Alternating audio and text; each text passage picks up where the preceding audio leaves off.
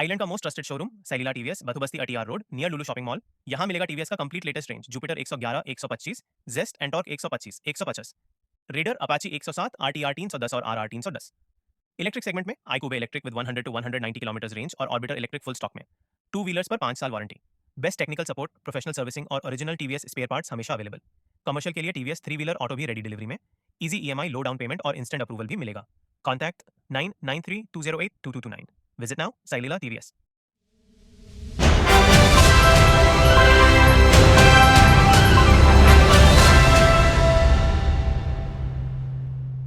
मैं A P Javed, general secretary core committee और treasurer executive committee, movement पानी पार की आवाज़। सबसे पहले मैं आप जितने भी मीडिया पर्सन यहाँ पर उपस्थित है, मैं उनको तहे दिल से धन्यवाद देना चाहता हूँ, क्योंकि आप जो है लोकतंत्र का चौथा स्तंभ है। तो हमारा एरिया के जो बहुत ही बर्निंग इश्यूज़ है, जिसको लेकर हमने एक कमेटी का गठन किया, और जो जैसा कि आप सबको मालूम है कि चाटम ब्रिज जो अनसेफ की वजह से पिछले 6 महीना से वहाँ पर पब्लिक बहुत ज़्यादा सफ़र कर रहा है। तो बहुत शॉर्ट पीरियड में आप लोगों ने ये मुद्दा को उठाने के लिए, एडमिशन के सामने रखने के लिए आपने यहाँ पर आया। मैं और एक बार आपका धन्यवाद देता हूँ। और साथ ही साथ आज हमारे बीच में है हमारे मूवमेंट पानी पार की आवाज़ के advisory member Miss V K Mariam Bibi ji, V D Liju ji, A P Aziz भाई और वेंकटराम बाबू जो वाइस चेयरमैन है, अंशुमन भाई जो इसके जनरल सेक्रेटरी है, और UT Sameer joint secretary IT cell, M Aslam joint secretary, AK Azad programme coordinator की उपस्थिति में आज हमने ये प्रेस कॉन्फ्रेंस यहाँ पर बुलाया है। तो हमने बहुत कुछ सा काम इसको लेके एडमिनिस्ट्रेशन के सामने रखा है।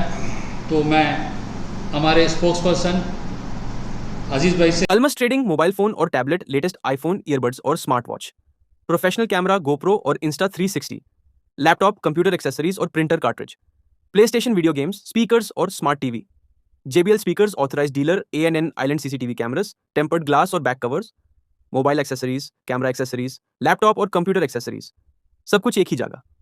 विजिट करें Babu lane, Aberdeen Bazaar, near Ganesh मंदिर, पोर्ट ब्लेयर, अंडमान। आज ही कॉन्टैक्ट करें 9933882799। Almas trading, a world of electronics and camera. V K Aziz भाई से अनुरोध करता हूँ कि वो अपना वक्तव्य रखें। एक ऑफ हो गया।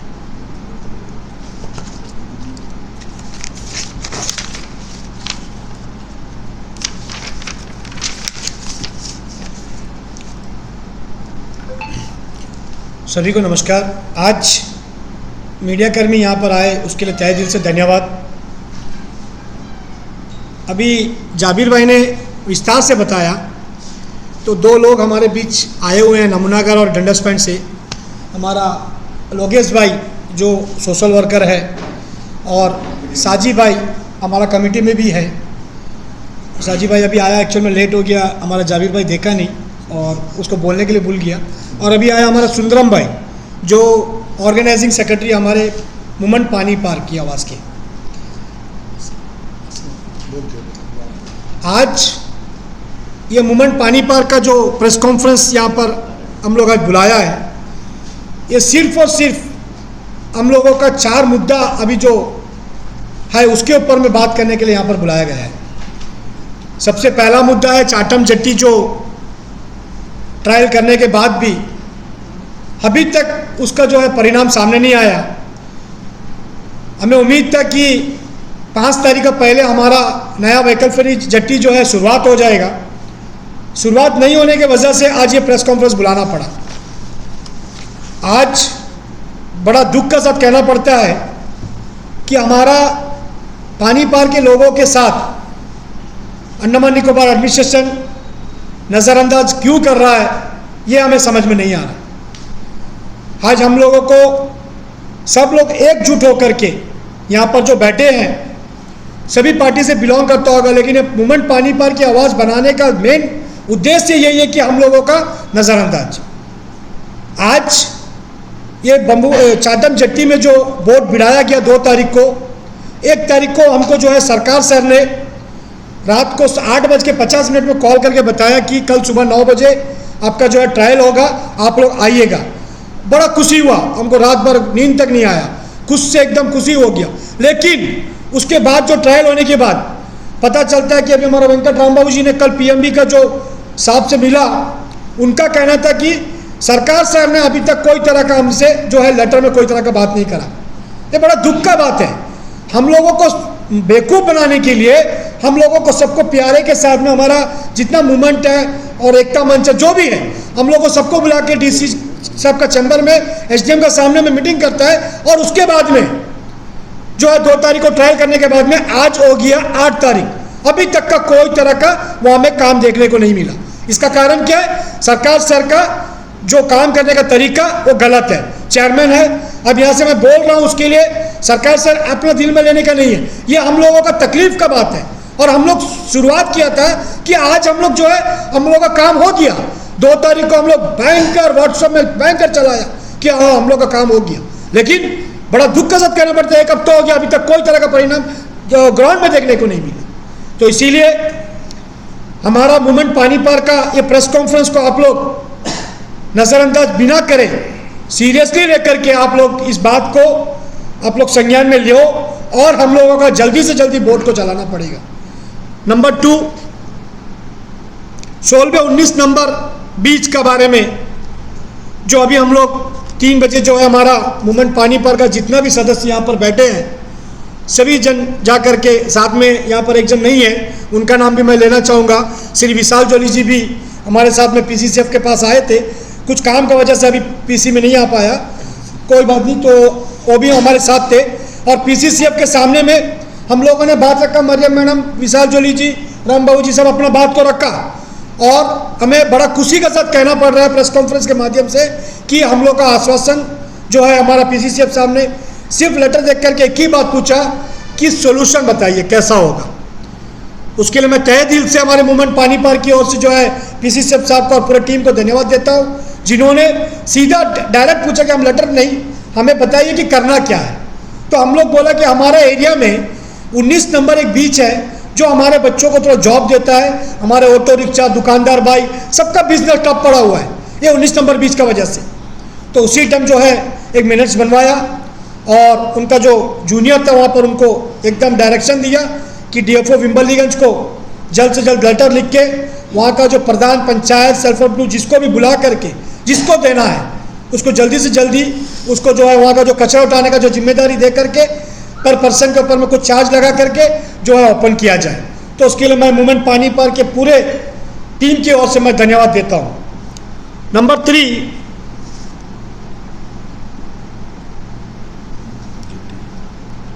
पानीघाट जट्टी के बारे में, पानीघाट जट्टी के बारे में मरियम मैडम और पूरा टीम जो ऑपटाउन पंचायत, बम्बू फ्लैट पंचायत, बहुत दिनों से हम लोग देखते हैं सोशल मीडिया में, कई दिनों से बेचारे लोग बहुत संघर्ष कर रहे हैं।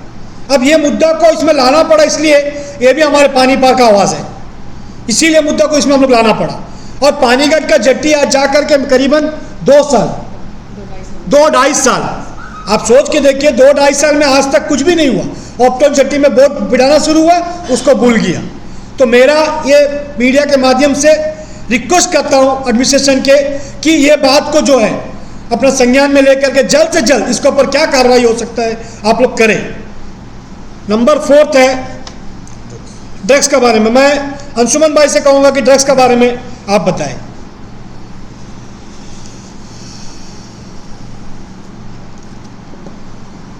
सभी को नमस्कार। जैसे कि हम सभी जानते हैं कि अंडमान एंड निकोबार आइलैंड में यूथ के बीच में जो है ज़्यादातर जो कंसर्न रहता है वो हमारे ड्रग्स के इश्यूज़ को लेके रहता है। ये ड्रग्स का कई किस्म के होते हैं, जैसे कि हम यहाँ पे मेनली जो बोलना चाहते हैं वो आपका सिंथेटिक ड्रग्स और पार्टी ड्रग्स जिसको बोलते हैं। उसके बारे में ज़्यादातर है, क्योंकि ड्रग्स और नशीले पदार्थ के अंदर में जो है शराब और पान मसाला ये सब भी आता है। लेकिन हमारा सबसे ज़्यादा कंसर्न जो हमारे यूथ को बर्बाद कर रहा है वो है आपका जैसा मिथोपेटामाइन हो गया है, उसके बाद सिंथेटिक ड्रग्स हो गया है, कैप्सूल्स हो गया है, इंजेक्शंस हो गया है। तो ये सब जो है अंडमान एंड निकोबार में कुछ सालों से जो है इसका जो प्रभाव है वो हम लोग ज़्यादातर हमारे सोसाइटी में देख रहे हैं। इवन हमारे हॉस्पिटल्स में भी कई यूथ्स जो है एडमिट है, उनका मेंटल स्टेटस, उनका हेल्थ, उसका नर्वस सिस्टम जो इश्यूज़ है उसको लेकर जो है उन लोग एडमिट हैं। और ये बहुत ही सीरियस इशू है। और हमारे डिपार्टमेंट्स, नारकोटिक डिपार्टमेंट्स बोलिए या फिर जो भी कंसर्न डिपार्टमेंट्स है वो कभी ना मतलब कहीं ना कहीं में अपना कोशिश जारी रखे हैं। ड्रग्स पकड़ाई में भी आता है, कई सारे नशीले पदार्थ जो है वो जब्त करते हैं, लेकिन उसके बावजूद भी जो है हम देखते हैं कि हर गली या चौक में या फिर हर वैसा जगह पे जहाँ पे ज़्यादा पब्लिक आना जाना नहीं करते हैं, वहाँ पे अगर यूथ्स जमा हो रहे हैं तो वहाँ पे हमें पूरा का पूरा शक होता है कि वहाँ पे कुछ गलत चीज़ ही चल रहा होगा, नशा के पदार्थ जो है उन लोग यूज़ कर रहे होंगे। तो इस चीज़ को जो है हम बहुत सीरियसली लेते हैं। कई सालों से हम लोग कुछ कहीं ना कहीं और कुछ ना कुछ मुहिम हम लोग चलाते हैं। मेरा रिक्वेस्ट रहेगा एडमिनिस्ट्रेशन से, देखिए पब्लिक का जो वॉलंटियर्स रहता है, जैसे कि हमारे बीच अभी रिसेंटली जो शेखर राव नाम का जो लड़का ऑल ओवर इंडिया में जो है एक इतना बड़ा प्रदर्शनी किया है, इतना बड़ा जो है मैसेज को लेकर, मतलब ड्रग्स मुक्त भारत और अंडमान का जो बात है वो देश भर में हर कोने में हर राज्य में जाके जो है वो इसको प्रमोट किया है। उसके लिए जो है हम पूरे टीम के तरफ से उनको बधाई और सराहना करते हैं। लेकिन बात यहाँ तक ख़त्म नहीं होना चाहिए, क्योंकि उसका भी एक लिमिटेशंस है, उसका भी जो है अपना लाइफ है, कैरियर है, उनका भी कामकाज है। तो कोई एक इंसान जो है इतने बड़े मुहिम को लेकर आगे नहीं बढ़ सकता है। तो चलिए कम से कम वो इतना आगे तो बढ़ाया है कि समाज में, यूथ्स में, लोगों के अंदर में जो है एक अवेयरनेस पैदा करे। तो मैं एडमिनिस्ट्रेशन से भी मैं रिक्वेस्ट करूंगा कि उनके जो भी एक्टिविटीज़ रहता है ड्रग्स को लेकर, ड्रग्स को बंद करने के लेकर, या फिर ड्रग्स जहाँ पे बिक रहा है, जो उसका ड्रग पैडलर्स है उनको पकड़ने में उन लोग अपना काम तो कर ही रहे हैं, लेकिन साथ साथ में ऐसे वॉलंटियर्स जो नॉर्मल पब्लिक के बीच से अपना इंटरेस्ट, ओन इंटरेस्ट से जो है इस मुहिम में जुड़ना चाहते हैं, उनको भी एनकरेज करें। खास करके शेखर राव जैसे लोग जो कि बिना कोई स्वार्थ के जो है अपना लाइफ का एक कीमती वक्त जो है वो इस मैसेज को फैलाने के लिए जो है दिए हैं और दे रहे हैं। और मैं रिक्वेस्ट करूंगा हमारे सभी पब्लिक से भी कि वो भी जो है अपने अपने लिमिट्स में, अपने अपने हिसाब से जो है इंफॉर्मेशन दिया करे, क्योंकि ज़्यादातर इश्यूज ऐसा होता है कि कोई ना कोई रोड में या फिर कॉलोनी में या फिर कोई कॉर्नर्ड प्लेस में जो है ऐसे तत्वों का इस्तेमाल किया जाता है यूथ्स के द्वारा खास करके। तो इस चीज़ में जो है हमारे पब्लिक वॉलंटियर्स का इम्पोर्टेंस बहुत ज़्यादा रहता है। और ये काफ़ी बार हम देखे हैं कि पब्लिक के इंफॉर्मेशन के ज़रिए जो है काफ़ी ड्रग पैडलर्स को जो है पकड़ा गया है, लेकिन कहीं ना कहीं हमें ये भी लगता है कि ये कम नहीं हो रहा है, ये कहीं ना कहीं ये स्टॉप करने में हम सभी जो है असमर्थ हो रहे हैं। तो इसका लूप होल्स कहाँ पे है ये फाइंड आउट करना हमारे लिए बहुत ज़रूरी है। कई सारे नशीले पदार्थ ऐसा है कि जिसको हम लोग बिल्कुल स्टॉप नहीं कर सकते, जैसे कि आपका लिकर्स हो गया है, पान हो गया है, पान मसाला हो गया है। लेकिन क्या है, इससे जो है हमारे शरीर को जितना डैमेज करता है उससे कई गुना ज़्यादा जो है ऐसे सिंथेटिक ड्रग्स जो है हमारे शरीर को डैमेज करता है। सबसे पहले तो ये हमारे मेंटल स्टेटस को डैमेज करता है, उसके बाद हमारे नर्वस सिस्टम को डैमेज करता है, और इसके साथ साथ जो इसका सेवन करते हैं उनके साथ साथ उनके जो फैमिली मेम्बर्स है वो भी कहीं ना कहीं परेशान रहते हैं, स्टेबल माइंड नहीं रहता है, क्योंकि उनके बच्चे या फिर उनके फैमिली मेम्बर अगर ऐसे हालात पर रहे तो वाकई में वो फैमिली जो है डिस्टर्ब रहता है, मेंटल स्टेटस ख़राब रहता है। तो इसका जो सीरियसनेस है उसको देखकर जो है हमें आगे बढ़ना चाहिए, और जो भी मुहिम हम चला रहे हैं उसको जो है पब्लिक के द्वारा या एडमिनिस्ट्रेशन के द्वारा और भी बढ़ा चढ़ाकर जो है इसका अवेयरनेस फैलाना चाहिए, यही मैं बोलूँगा। Thank you so much. जैसे कि अभी अंशुमन भाई ने विस्तार से बताया कि हमारा ड्रग्स को लेकर के हमारा फ्रागंज तहसील के अंदर में, खासकर हमारा एरिया में ये ड्रग्स जो है बहुत बड़ा हुआ है। तो हमारा फ्रागंज तहसील का हम लोग जो है अवेयरनेस कराता भी है हर पंचायत में, हर एरिया में, लेकिन ये कहाँ से आता है, कैसा करना है, क्या करना है, ये तो बाकी ऊपर वाला का हाथ में है रोकने का। हम लोग उसमें ज़्यादा इंटरफेयर नहीं हो सकता। तो इसीलिए जैसा अंशुमन भाई ने बताया कि दो ही चीज़ है हमारे पास आने का, एक एयरपोर्ट है और एक पोर्ट है जो जगह से आ रहा है। ये दो चीज़ जगह में रोकना है, और ये दो जगह को रोकने के लिए हमारा पुलिस बहुत काम कर रहा है डेली का डेली। लेकिन इसमें जो है ड्रग्स अंडमान में कैसा आता है, क्या आता है, ये तो सबको पता है, लेकिन वो जगह तक पहुंचने में हम लोग जो है नाकाम साबित होते हैं। इसीलिए हमारा रिक्वेस्ट है इस प्रेस कॉन्फ्रेंस के माध्यम से कि हमारा जो ये बात है, ये जितना भी 4 पॉइंट को लेकर के हम लोग जो प्रेस कॉन्फ्रेंस किया, हमारा टीम जो है उसमें जो है ये कड़ा उतरेंगे, और जो बम्बू चाटम जेट्टी और पानीघाट जेट्टी के बारे में जो हम लोगों ने अभी ये प्रेस कॉन्फ्रेंस में बताया, ये विद इन अ वीक के अंदर में हम लोगों को इसका रिस्पॉन्स मिलना चाहिए। अगर नहीं मिला गया तो हमारा कमेटी दोबारा से एक मीटिंग बैठ करके क्या करना है, कैसा करना है, उसके बारे में हम लोग जो है विस्तार से हम लोग बताएंगे। मैं राम बाबू से भी 2 शब्द कहने के लिए मैं रिक्वेस्ट करता हूँ। सभी को नमस्कार। अभी हमारे स्पोक पर्सन अजीज भाई ने काफ़ी विस्तार से बताया, अंशुमन जी ने भी काफ़ी विस्तार से बताया। तो हम इन्हीं 4 पॉइंट्स के ऊपर में आज प्रेस कॉन्फ्रेंस रखा गया है।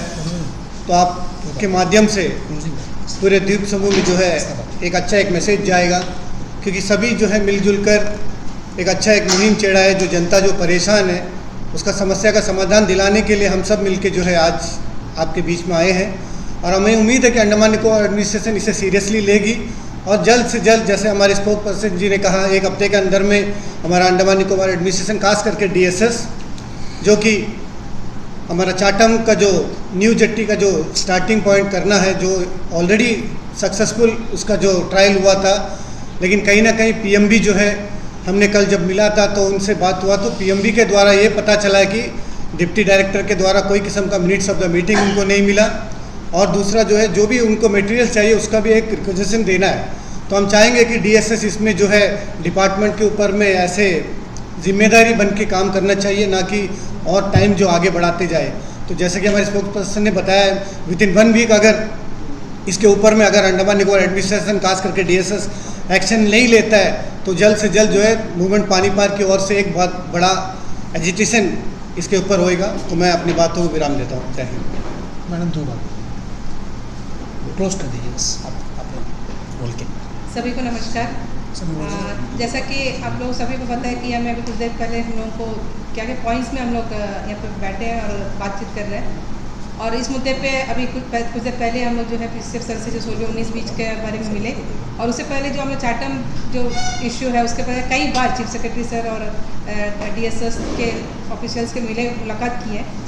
अभी जैसा कि फाइनली ये हुआ कि वो जो जेट्टी है उस पर वोट भिड़ेगा, लेकिन वो ट्रायल पीरियड होने के बाद भी अभी तक नहीं हुआ, और डे 1 से हम लोग यही बोल रहे थे कि उस जेट्टी पे पहले भिड़ाया करके ट्रायल। तब से अगर जब से इंसिडेंट हुआ है, जब जेट्टी जैसे एक कोलैप्स डैमेज हुआ है और इसको अनफिट करार किया गया चलने के लिए, हम लोग को सबका पहले हम लोग PRA के पूरे पंचायत के डेलीगेशन फर्स्ट टाइम जाके यही चीज़ को हम लोग सभी ने इन्फॉर्म किया था कि एटलीस्ट ये जेट्टी को, न्यू व्हीकल फेरी जेट्टी को शुरू करा जाए, एटलीस्ट पैसेंजर फेरी उसमें शुरू करें। लेकिन उस वक्त भी बोले कि हम लोग ट्रायल करें, लेकिन वो संभव नहीं हो रहा है, ये नहीं है, मतलब कई तरह का दिक्कत, DSS अपना बोल रहे हैं, PM भी अपना बोल रहे हैं, आज के दिन में भी वही प्रॉब्लम चल रहा है। तो इसका एक सोल्यूशन जब तक नहीं होगा, लोगों को कितना तकलीफ हो रहा है, जो हमारे महिलाएं, हमारे बुजुर्ग, जो पेशेंट्स इतना तकलीफ उठा रहे हैं, क्योंकि कार्ड सर्विस भी जल्दी से मिलता नहीं है। जो E-कार्ड का सर्विस दिया है वो भी काफ़ी टाइम में कुछ देर चलता है, उसके बाद नहीं दिखाई देता है। तो ये दिक्कत हम लोगों को यहाँ पे काफ़ी समस्या है, और हम लोग इसके लिए बोल रहे हैं, कई बार अप्रोच हर फोरम के थ्रू उठाए, हर जगह पहुँचे हैं। हमारे एरिया से जो है काफ़ी रिप्रेजेंटेशन इस पर गया हुआ है। तो मैं उम्मीद करती हूँ कि अभी कम से कम इसके ऊपर में ठोस कदम उठा, और ये जो भी इनका बीच में आपस में जो डिफरेंसेस है, इसको कम्युनिकेशन गैप आ रहा है, क्योंकि चीफ सेक्रेटरी सर हमेशा बोल रहे हैं कि कोई भी प्रॉब्लम हमसे आके बताए, और हम लोग टाइम टू टाइम बताते हैं। लेकिन ये देखा गया है कि जो नीचे के लेवल के ऑफिशियल्स है, उसमें कोऑर्डिनेशन कहीं कमी है, और ब्रीफअप कुछ और हो रहा है। तो ये ना होकर इसके ऊपर संज्ञान लेते हुए सीरियसली इस मुद्दे पर बैठे, और इसके ऊपर में जो है इमीडिएटली एक्शन हो। दूसरा, जैसा भी आप पानीगढ़ जेट्टी का बोले, उसके क्योंकि मेरे क्षेत्र में, और हम लोग जो हमारे ग्राम पंचायत के हमारे प्रधान रशीदा मैडम जी, हम लोग समिति के मेंबर, हम लोग सब ये जो जैसे 5 अगस्त 2023 में इंसिडेंट हुआ था, ये जो जेट्टी कोलैप्स हुआ, गिर गया था, लेकिन उस दिन से लेकर उस दिन गया, और 7 तारीख को इमीडिएटली एक लेटर हमारा पंचायत की तरफ गया, और डेलीगेशन भी जाके मिले। कंटिन्यूस हमारा ये 2 साल 2.5 साल में कई बार हम लोग, कभी चीफ सेक्रेटरी से, कभी सेक्रेटरी शिपिंग से, कभी हम लोग का सेक्रेटरी जो पोर्ट एंड मैनेजमेंट का CPA से, इनसे मिले हैं, और हर बार अप्रोच करते हैं कि इसके ऊपर कार्रवाई। अभी कुछ दिन पहले हम लोगों को ये बताया गया कि चीफ सेक्रेटरी के माध्यम से कि इसको मिनिस्ट्री में भेजा गया है, उसमें 11 जेट्टीज़ का प्रपोजल है, जो हम लोगों को 12 जेट्टी का प्रपोजल है, जो यहाँ MHA में गया हुआ करके। तो उसका जो मैं आप लोगों को थोड़ा सा बताना चाहूँगी, उसको टोटल एक्चुअली 39 जेट्टीज़ को जो है सर्वे के लिए बोला था, उसमें ऑलरेडी 18 जेट्टीज़ का जो है फॉरवर्ड MOPSW को दे दिया था, लेकिन जो रिमेनिंग 18 जेट्टीज़ है, 21 जेट्टीज़ है, उसमें से जो इंस्पेक्शन कमेटी, जो जॉइंट इंस्पेक्शन टीम था, उसके बाद सर्वे रिपोर्ट देने के बाद 12 जेट्टी का जो है उन्होंने उसका रिपोर्ट सबमिट किया। उसमें जो है Cholunga jetty, Rajiv Gandhi water sports complex, Mithakhari jetty, Hathi Tapu jetty, Panigarh jetty, Pongi Balu jetty, Rutland jetty at Chain Nala Rutland, और Strait Island jetty, Long Island jetty, Campbell Bay, old RCC jetty, Gandhinagar jetty. इस जेट्टी को जो है ये लेटर गया है यहाँ से हमारा एडमिनिस्ट्रेशन की तरफ से 2 जून 2025, और उसमें इसको बाकायदा ये अनफिट भी है, और प्लस देखिए कुछ तो रिस्ट्रक्चरिंग करना है, क्योंकि ये एक कमेटी जो है इनका काम था इसका बारे में, उसका स्ट्रक्चरल डिटोरेशन के बारे में, प्राइमरी कंट्रीब्यूटिंग फैक्टर्स क्या क्या उसके ऊपर में देखने के लिए, और सिग्निफिकेंट मतलब ये टोटल उनको स्टडी करा गया कि कितना इसको बनाना, कितना नया बनाना है, और किसको रिस्ट्रक्चरिंग करना है, इम्प्रूवमेंट क्या करना है, पैसेंजर हॉल क्या बनना है, जेट्टीज़ का क्या टेक्निकल स्ट्रेंथ कितना है, वो सबको डिज़ाइन को देखने के लिए बनाया था और रिपोर्ट गया। लेकिन आज से ये बात देखने के बाद भी बड़ा दुख की बात है कि अभी तक का वहाँ से MHA से जो है ये गया है, जो है यहाँ पे हम लोग ministry Shri R Lakshmanan, joint secretary Sagarmala, ministry of port shipping and waterway, new Delhi, और हमारे सेक्रेटरी शिपिंग की तरफ से लेटर किया है। लेकिन मैं आज हम लोगों को इस प्रेस कॉन्फ्रेंस के माध्यम से कहना चाहूँगी, आप देखिए जून में यहाँ से लेटर गया है, आज हो गया जनवरी, अभी तक का इसके ऊपर कोई कार्रवाई नहीं, कोई रिस्पॉन्स नहीं, कोई तरह का करस्पॉन्डेंस नहीं आया। तो और कितना दिन हम लोगों को इंतजार करना पड़ेगा। पानीगढ़ जेट्टी गिरे हुए अभी 2 से 2.5 साल हो रहा है, और साथ में अभी लोगों को काफ़ी दिक्कत होता है, होपटन जेट्टी पे लगता है, वो भी कभी जब LPG आता है तो उसको शिफ्ट करके फिर बम्बो फ्लैट लेके जाता है, तो लोगों को बम्बो फ्लैट से होके मतलब लंबा जो वहाँ का रोजमर्रा जो हमारे चुन्ना भट्टा वो एरिया के जो लोग हैं डेली जो काम के लिए जाते हैं, कहीं तकलीफ होता है। तो ये हम लोगों के लिए एक चैलेंजिंग है, और इसके ऊपर में जल्दी से जल्दी कार्रवाई होना चाहिए, और इसको टाइम टू टाइम हम लोग सब इसको टेकअप भी किया हुआ है। और दूसरा, जैसे अभी ड्रग का अंशुमन भाई ने बहुत अच्छी तरीके से बताया कि इसके लिए हम सबको मुहिम है, और हम सब मिलकर इसके लिए बैठना है। जहाँ भी ऐसा कोई अगर ड्रग्स के बारे में पता चलता है, हम सबका दायित्व है कि इसको जो है इमीडिएटली बताएं, और इसके ऊपर एक्शन लेने के हम लोग जो एडमिनिस्ट्रेशन है उनका जो ऑफिशियल्स है इसके ऊपर एक्शन लें। धन्यवाद। धन्यवाद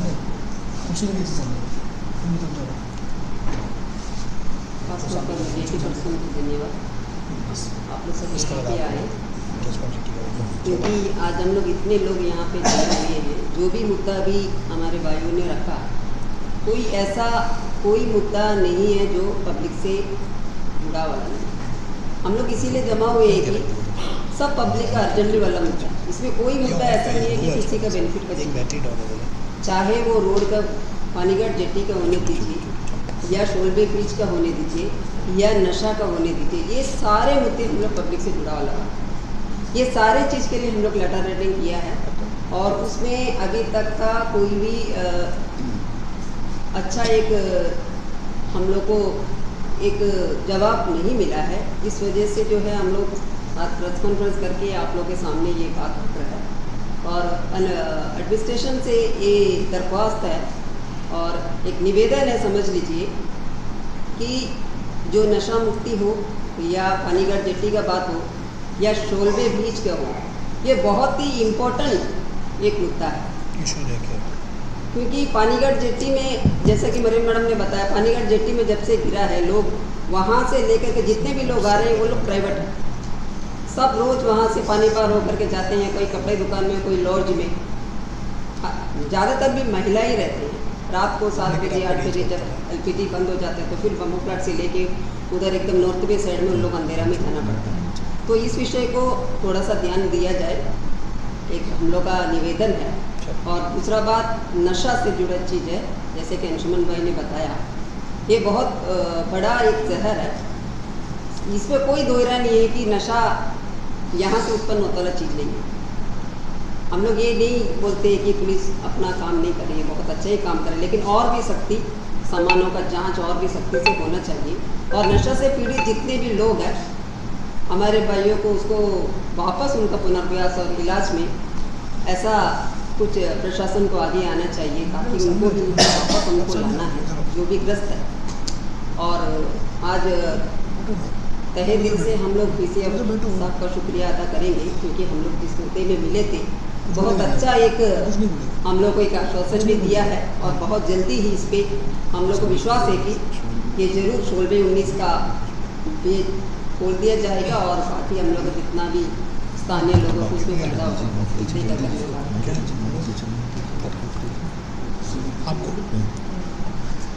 एक छोटा सा एक पॉइंट मैं इसमें ऐड करना चाहूँगा कि हमारे पानी पार की आवाज़ के ग्रुप से एक अपील रहेगा एडमिनिस्ट्रेशन को और हेल्थ सेक्टर को कि यहाँ पर जो है एक रिहैब सेंटर जो है बनाया जाए, जो बहुत ज़रूरी है। हमारे पास डॉक्टर्स बहुत अच्छे अच्छे हैं, लेकिन एक ऐसा सेंटर नहीं है जहाँ पे जो है एक मतलब ऐसे नशाग्रस्त लोगों को जो है रखा जाए और उसको जो है जो तरीका है, जो सही डायरेक्शन है और जो प्रैक्टिस है वो करवाया जाए। तो मेरा एक ये पूरा टीम के तरफ से एक रिक्वेस्ट रहेगा कि अंडमान एंड निकोबार में एक रिहैब सेंटर बनाया जाए, बहुत ज़रूरी है ये। Thank you.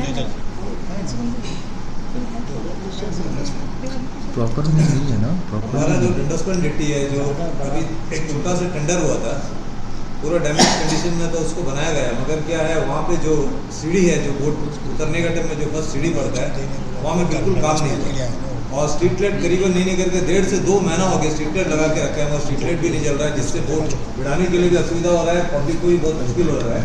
तो हमारा PMB और एडमिनिस्ट्रेशन से कहना है कि इमीडिएट जो है सीढ़ी का जो उधर से लेकर ऊपर तक जितना भी जगह जो बनाया नहीं है उनको दोबारा बनाएं, ताकि पब्लिक को जो सुविधा है चढ़ने उतरने के लिए, जिससे दुर्घटना ना हो, क्योंकि कई लोग बोट उतरने की जगह में सीढ़ी खराब होने के कारण कई लोग को दुर्घटना हुआ है, जिससे मतलब पब्लिक को आने जाने में ही असुविधा हो रहा है। साथ ही साथ अभी जो जेट्टी बनाया है तो वहाँ पे जो गाड़ी वगैरह जो अंदर आता है तो उसके लिए भी सामने में गेट बनाने से बहुत अच्छा रहेगा, ताकि गेट बनने से जो अंदर ही जो पैसेंजर हॉल है और जो लेटरिन बाथरूम जो बनाया गया है वहाँ भी साफ सफाई रहेगा। तो हमारा यही कहना है। और ये लाइट का भी तुरंत जो समाधान किया जाए तो अच्छा है, क्योंकि स्ट्रीट लाइट लगा के करीबन नहीं करके 1.5 से 2 महीना हो गया तो लाइट नहीं जल रहा है। और जो अभी जो कॉन्ट्रैक्ट जो दिया है जो RCD के थ्रू, तो वहाँ पे जो काम हुआ है काम इनकम्प्लीट है। जब तक सीढ़ी का काम जो पूरा नहीं होगा तो काम इनकम्प्लीट ही है, और सीढ़ी का काम तुरंत होना है, उसके बाद ही वो एरिया में जो है पब्लिक को आने जाने के लिए सुविधा रहेगा। अदरवाइज ये काम पूरा नहीं होने से जो सीढ़ी के उधर में पब्लिक उतरने टाइम गिरेगा, जिससे दुर्घटना होएगा और उससे जो परेशानी भी हो सकता है। तो हमारा यही कहना है कि PMB से और एडमिनिस्ट्रेशन के थ्रू वहाँ पे तुरंत कार्रवाई किया जाए और काम को शुरू किया जाए।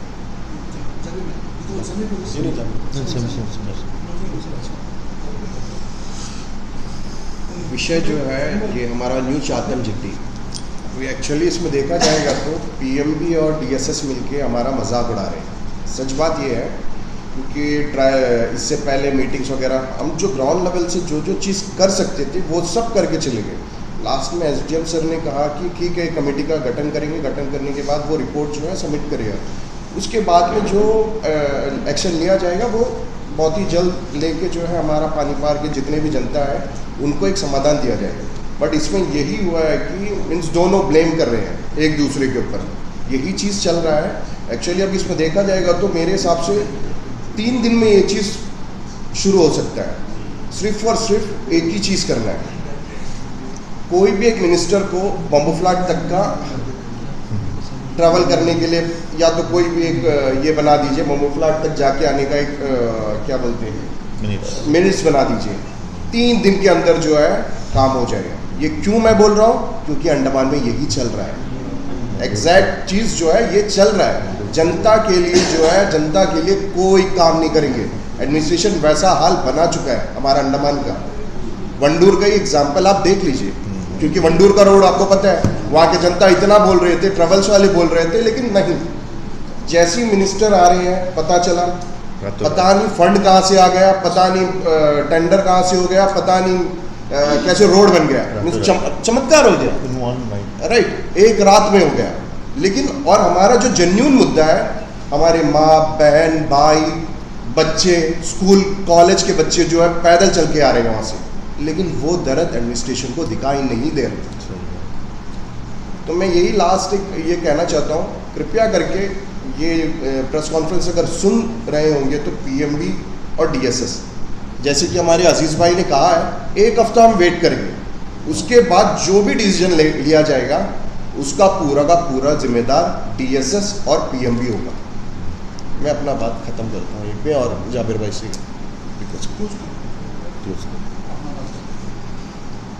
तो जैसा कि हमारा मीडिया के माध्यम से एडमिनिस्ट्रेशन को हमने बता दिया कि हमारा क्या क्या डिमांड्स है मूवमेंट पानी पार की ओर से, और मैं उम्मीद करता हूँ कि बहुत जल्द से जल्द इसका कोई निवारण एडमिनिस्ट्रेशन जनता को देंगे।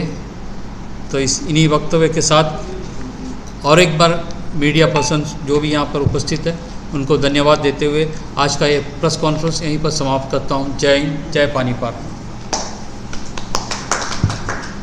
Question good evening respected PRI members and activist.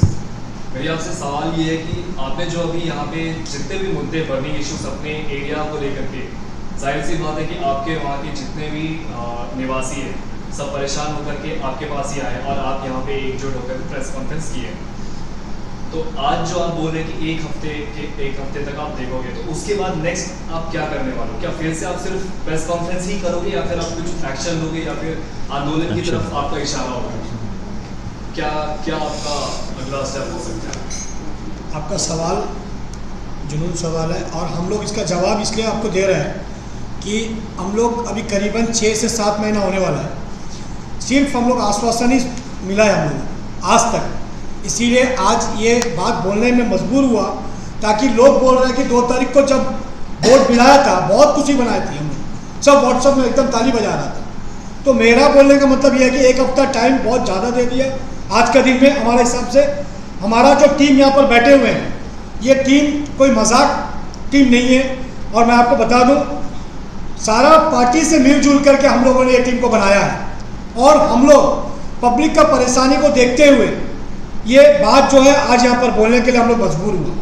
और हमारा 1 हफ्ता का टाइम आप लिख के रख लीजिए। आज 1 हफ्ते के बाद में हम लोग का जो 5वां दिन के बाद एक हमारा एग्जीक्यूटिव मीटिंग होगा, उसमें हम लोग फैसला लेंगे कि कौन से जगह में गिराव करना है, कौन से जगह में ब्लॉक करना है, कौन से जगह में क्या करना है। अभी इस प्रेस कॉन्फ्रेंस के माध्यम से मैं आपको नहीं बता सकता कि आज आगे हम लोग क्या करने वाले हैं, लेकिन जरूर 1 हफ्ते के बाद में हम लोग जो है करके दिखाएंगे।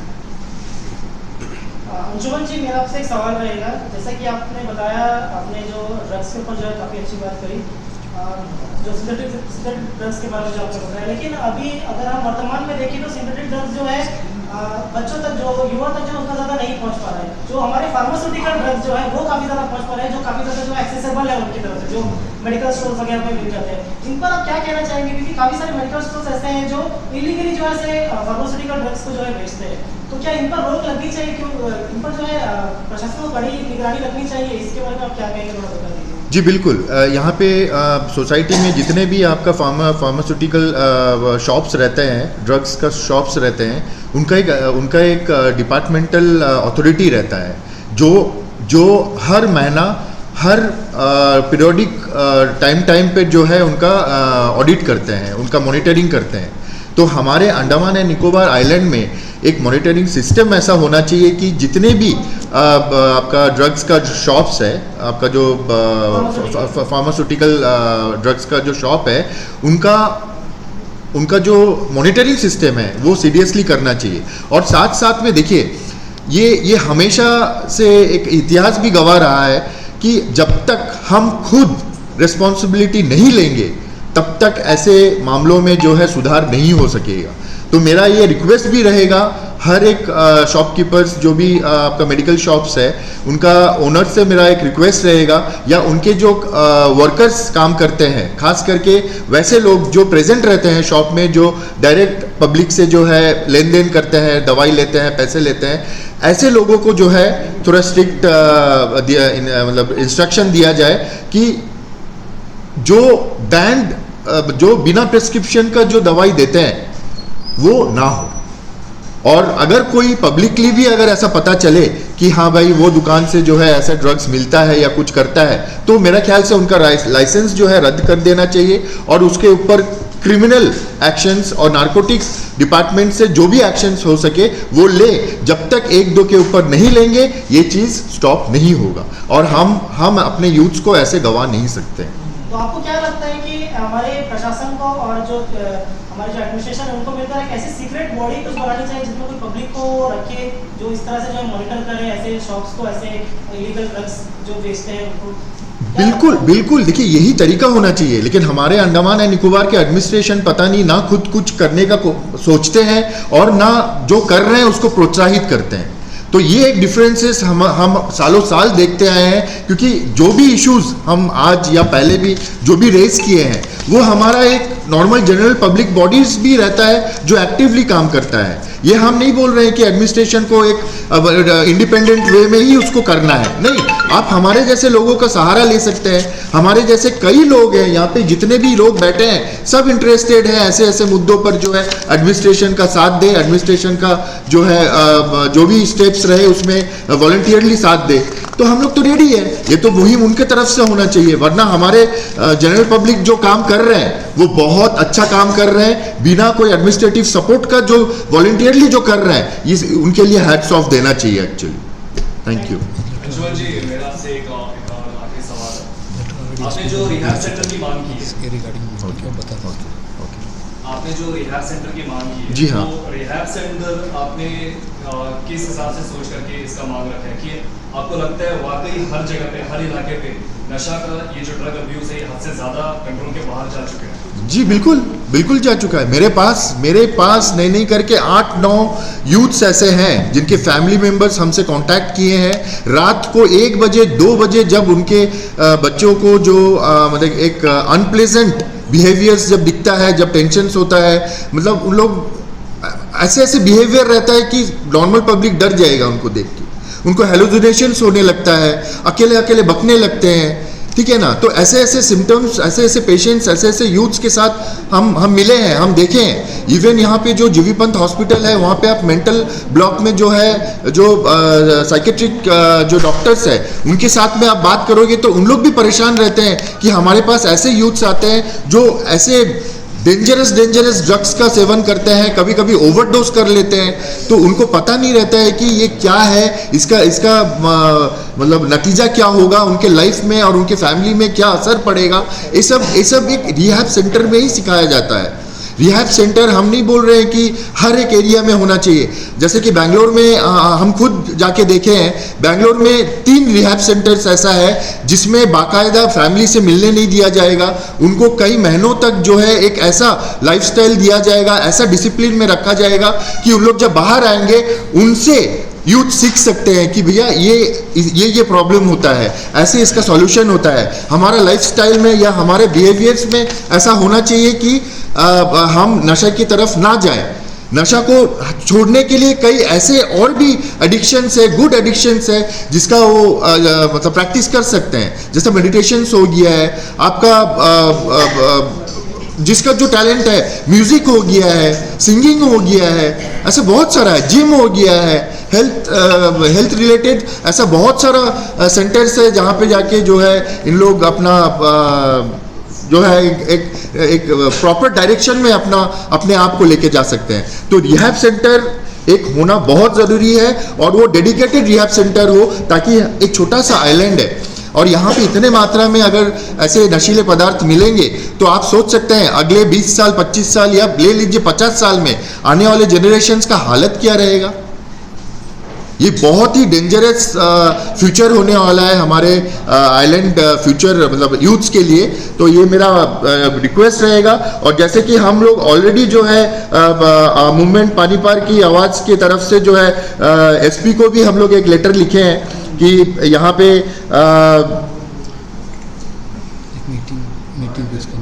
हाँ ये यहाँ पे हम लोग एक एप्लीकेशन दिए हैं कि एक मीटिंग ऑर्गेनाइज करने के लिए, जिसमें हम लोग ये सब नशीले पदार्थ या फिर ड्रग्स को हटाने के लिए हम लोग आइलैंड के अंदर में लोकली क्या कर सकते हैं वो हम डिस्कस कर सके।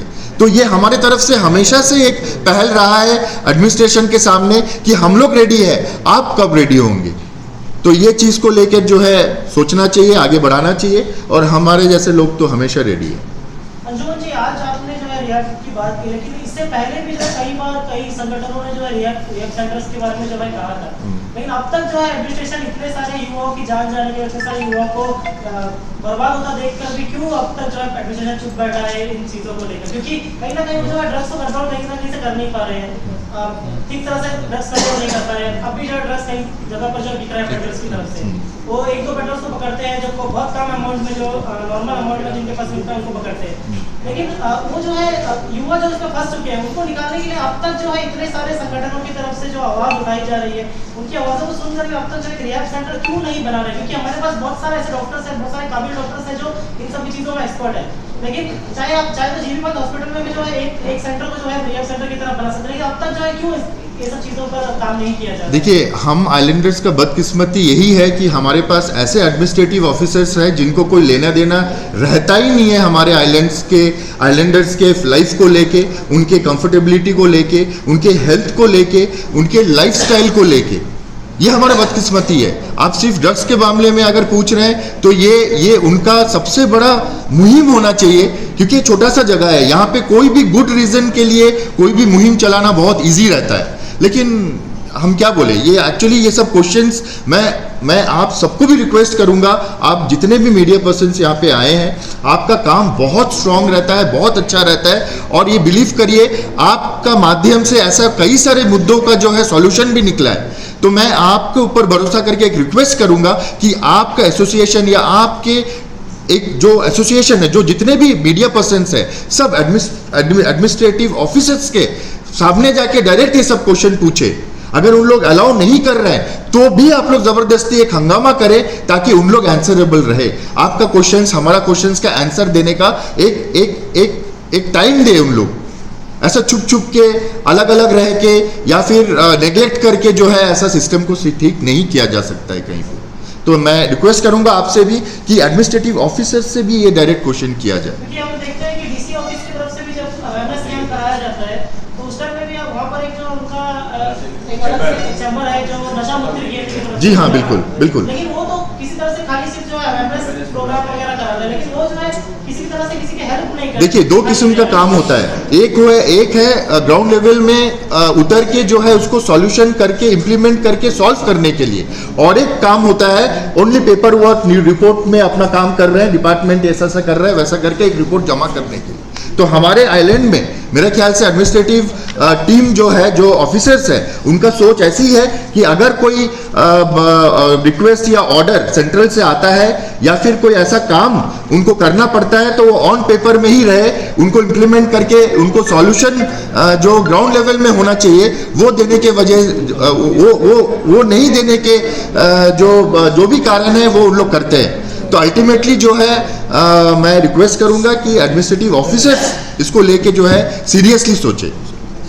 जी, जैसा कि हमें कुछ सूत्रों से पता चलता है कि जैसा हमारा हैवलॉक एरिया है जी, जो स्वराज द्वीप है और साथ ही साथ हमारा जो कैम्बल पे है, हेडवे है, ये सब जगह से जो है काफी ज्यादा जो ड्रग्स की सप्लाई वहाँ से पड़ती है, क्योंकि वो एक समझते हैं कि समुद्री इलाका है और उस तरफ से जो है जितने भी मोजर्स जो आते हैं वो ड्रग्स को जो है वहाँ से सप्लाई करते हैं। मेन वही है, मेन जो है हमारे स्वराज द्वीप वहाँ पर जो एक हब बन चुका है ड्रग्स, क्योंकि वहाँ काफी सारे जो है फॉरेनर्स आते हैं और तो ड्रग्स का सेवन करते हैं और वहाँ के लोग वहीं से जो है सारी तरह के ड्रग्स वहाँ पे होते हैं। तो क्या हमारे प्रशासन वहाँ पर क्यों मतलब निगरानी नहीं रखती है कि वहाँ पर जो जितने भी टूरिस्ट जो आ रहे हैं उन पर जो है एक विजिलेंस रखा जाए? देखिए, आपका बात बिल्कुल सही है, ये हमें एक्चुअली बोलना नहीं चाहिए, लेकिन ये प्रैक्टिकल जो चीज़ है हम देखते हैं कि जिनको निगरानी के लिए रखते हैं वही बिक जाते हैं।